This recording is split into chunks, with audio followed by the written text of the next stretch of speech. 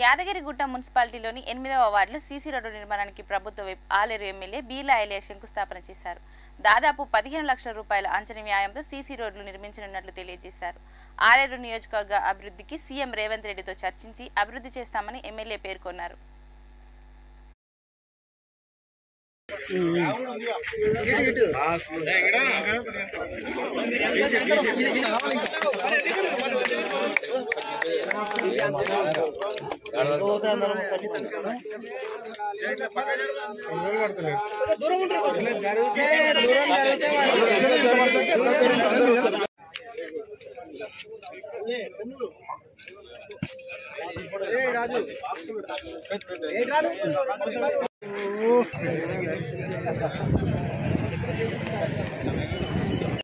కిషన్ రావు గారు కానీ ఇక్కడ ఉన్నటువంటి ఈవో కృష్ణారావు తోటి కూడా చర్చ జరిగింది.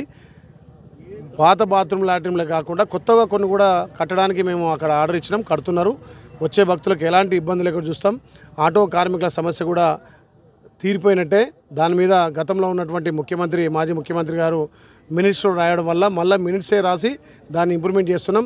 గత ముఖ్యమంత్రి ఆటోలు కార్లు ఎక్కకుండా మినిట్స్లో రాసిండు. ఈ సంవత్సరం నుంచి గుట్టను ఇవాళ టీఆర్ఎస్ వాళ్ళు టీఆర్ఎస్ ప్రభుత్వం ఉన్నప్పుడు మర్చిపోయారు, అభివృద్ధి అని చెప్పారు. పెద్ద ఎత్తున అంగరంగ వైభవంగా గుట్టను ఇనాగ్రేషన్ చేస్తున్నారు. కానీ అది ఏమున్నా నామాత్రం చేయడం వల్ల ఇలా భక్తుల తాకిడి తగ్గింది.